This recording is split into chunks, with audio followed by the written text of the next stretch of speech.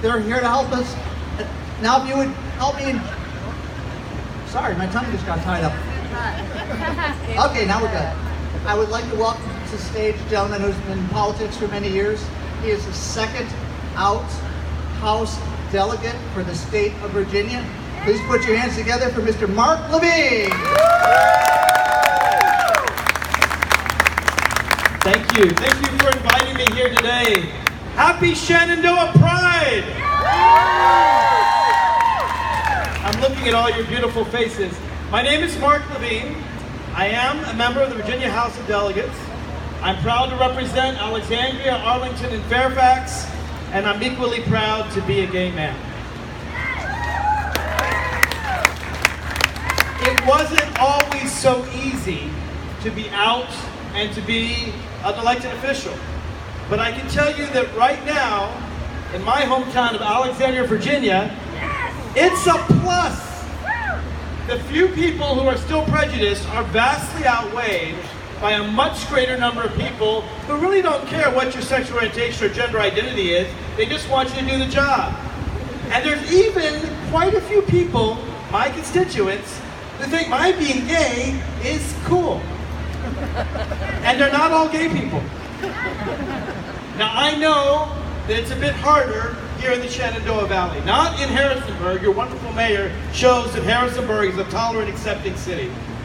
But in this valley, outside of places like Harrisonburg, it's not always so easy, and I know that. I know that every single delegate that represents the Shenandoah Valley, everyone north of Roanoke, all the way up to Winchester, is against our rights. They are against our freedoms. They voted against my budget amendment simply to say that Virginia shouldn't discriminate in hiring on the basis of sexual orientation or gender identity. So y'all have your work cut out for you. But I know that all of you, just by being here, are on the cusp of making change in your community. Every one of you. It's a courageous act to be out here in the Shenandoah Valley. It's a courageous act to come out of the closet. And so I want to thank all of you for showing your courage. Coming out is not just a personal thing, it's a political thing. But feminists have taught us that the personal is political.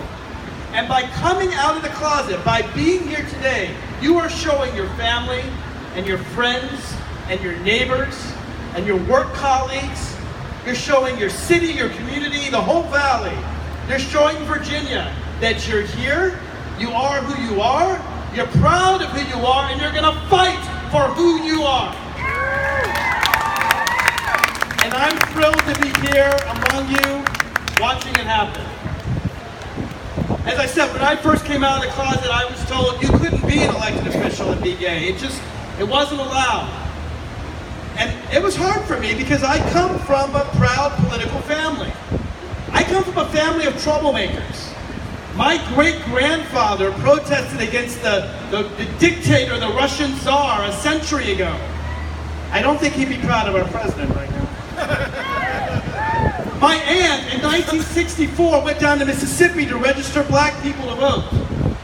And my first protest began when I was 5 years old. Yes, 5 years old. You see, I learned in kindergarten that smoking cigarettes can kill you. So I took an entire carton of my mom's Kent cigarettes and took every package out, broke every cigarette, and threw it all in the toilet. I am a proud troublemaker. And when my mom came out to scold me and she asked me what I did, I broke into tears. I said, "Mom, I don't want you to die." It was an effective protest. Not only did she not punish me, but she started hiding her cigarettes from me. She started not smoking when I was in the room. And eventually it became such a pain for her to keep hiding and smoking that she quit. I won my first battle at 5 years old. It took a few years, but I won. My first gay protest occurred against Hollywood in California. When I joined my first gay protest, there was not a single positive portrayal of gay men, lesbian women, much less transgender people on television. Every gay character on television was sad. They were either a victim of AIDS or they were someone to make fun of. And I remember sitting there talking with Hollywood executives and telling them of our culture, the creativity, the brilliance, the snarkiness of our community, how funny we are. I knew that we could be a hit on television. I reminded them that they put black characters on television and made a lot of money doing it, and it wasn't just black people that watched those comedies. I said we need a comedy about gay people. And I'm not saying I did this alone, a lot of us worked together, but a couple years later, Will and Grace came on television. And one of the things we learned is that sometimes to make political change, you have to make cultural change first. You have to change your communities. And in doing so, even Vice President Biden admitted that Will and Grace was a major step for him in accepting marriage equality. Marriage equality was my next battle, and I fought against Prop 22 in California. Now, all you millennials have never heard of Prop 22. You may have heard of Proposition 8. Proposition 22 was back in 2000. It was already against the law in California for gay couples to marry, and they wanted to put it in the Constitution. So I joined the No on 22 campaign, and the gay people leading that campaign were not doing a very good job, in my humble opinion. They were saying, don't vote for this law, it's redundant. We already can't marry. We already have no rights. Don't put it in our Constitution. I said, that's not an effective strategy. You don't go around saying, hey, we already have no rights, please don't beat us anymore. You go out and you say, we are proud of who we are. You show who we are. You show same-sex couples living happily together for 50 years and raising families. And they looked at me like I had two heads. They said, Mark, that's too radical. They'll never accept it. I said, they'll never accept it your way either. Let's lose a battle and let's win the war. So I and three of my friends formed Marriage Equality California. It was the second in the country.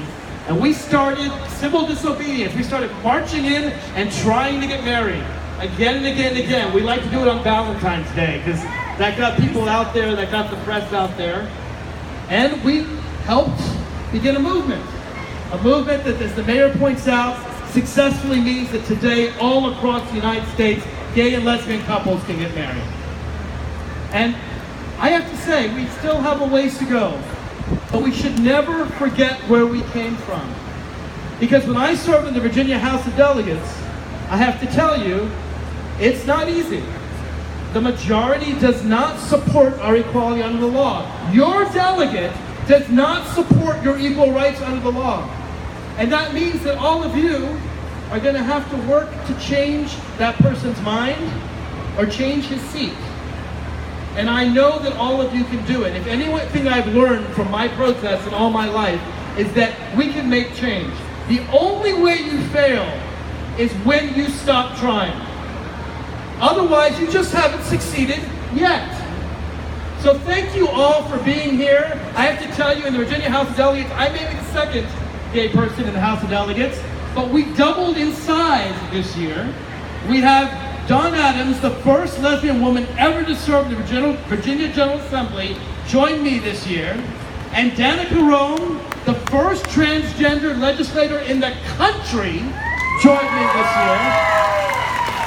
And that's just what we did last year. We doubled. And that's because of all of your hard work. So I want to thank you so much for inviting me here and urge you to come out of the closet. It's not just personal, it's political.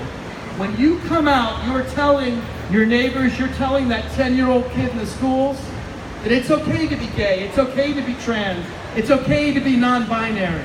In fact, I don't even use LGBTQ, I don't use the letters anymore. I just talk about the rainbow community because I don't want to divide us up into letters. We are all part of the same rainbow.